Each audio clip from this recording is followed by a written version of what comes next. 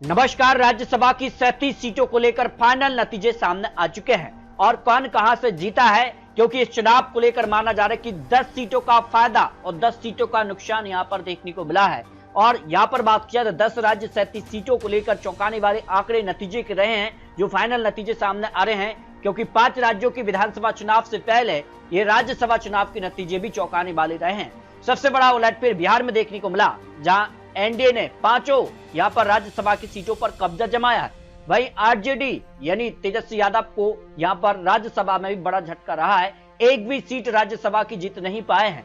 हालांकि यहां पर बात की जाए तो यहां पर आरजेडी यानी महागठबंधन के पास बहुमत का आंकड़े से 6 सीटें कम थी, जो कि यहां पर अजुद्दीन ओवैसी और मायावती जी की पार्टी के समर्थन से ये आंकड़ा 41 तक पहुंच रहा था।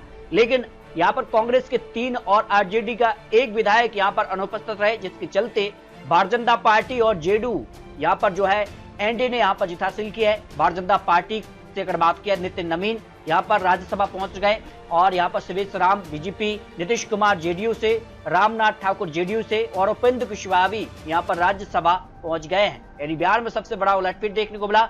उड़ीसा की 4 सीटों में अगर भी बात की जाए तो यहाँ पर जो है मनमोहन यहाँ पर समाज भारतीय जनता पार्टी ने जीत हासिल की।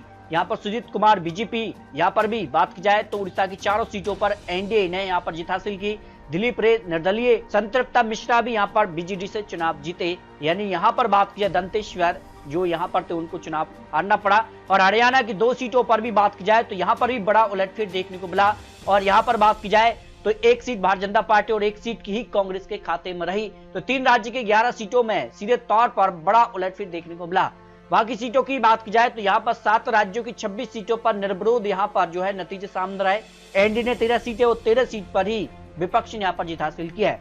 महाराष्ट्र से बात की जाए तो यहाँ पर एनडीए ने 7 में से 6 और 1 विपक्ष के खाते में रहे। और अगर बात की जाए तो यहाँ पर विपक्ष में सीधे तौर पर बड़ा उलटफेर देखने को मिला। और यहाँ अगर बात की जाए तो तमिलनाडु से भी 6 में से एनडीए को 2 सीटें, जबकि विपक्ष ने यहाँ पर 4 सीटों पर जीत हासिल की। इसके अगर बात की जाए पश्चिम बंगाल में यहाँ पर जो है भारतीय जनता पार्टी से राहुल सिन्हा जीते। बाकी 4 सीटों पर टीएमसी ने जीत हासिल की। असम की 3 में से 3 सीटों पर एनडीए ने जीत हासिल की। यहाँ पर भी बड़ा उलटफेर देखने को मिला। और यहाँ अगर बात की जाए, जबकि तेलंगाना से बात की जाए तो दोनों सीटें विपक्ष के खाते में रही। दोनों सीटें कांग्रेस ने यहाँ पर राज्यसभा की जीती। छत्तीसगढ़ से बात की जाए तो 2 में से 1 एनडीए और 1 सीट यहाँ पर कांग्रेस के खाते में रही। भारतीय जनता पार्टी से लक्ष्मी वर्मा जीती, तो कांग्रेस की तरफ से फूलो देवी नेताम यहाँ पर कांग्रेस उम्मीदवार जीती। हिमाचल प्रदेश की 1 सीट विपक्ष यानी कांग्रेस के खाते में रही। इस तरह से बात किया 7 राज्यों की 37 सीटों को जो फाइनल आंकड़ा सामने आया है, उसमें एनडीए पहले 12 सीट थी उनके पास, लेकिन अब 22 हो गई हैं। यानी 10 सीटों का फायदा सीधे तौर पर एनडीए को राज्यसभा चुनाव में देखने को मिला है। और वहीं अगर बात करें इंडिया गठबंधन के लिए 25 सीटें थी पहले, लेकिन अब 15 सीटें यानी 10 सीटों का नुकसान देखने को मिला है। क्या राज्यसभा का नुकसान आने वाले 5 राज्यों के विधानसभा चुनाव पर भी पड़ेगा? ये काफी महत्वपूर्ण हो जाता है। तो 5 राज्यों को लेकर बहुत जल्द आपको चुनावी ओपिनियन पोल के आंकड़े दिखाने जा रहे हैं। आपको क्या लगता है 5 राज्यों को लेकर आप रख सकते हैं? मिलते हैं नए आंकड़ों के साथ, तब तक के लिए जय हिंद, जय भारत।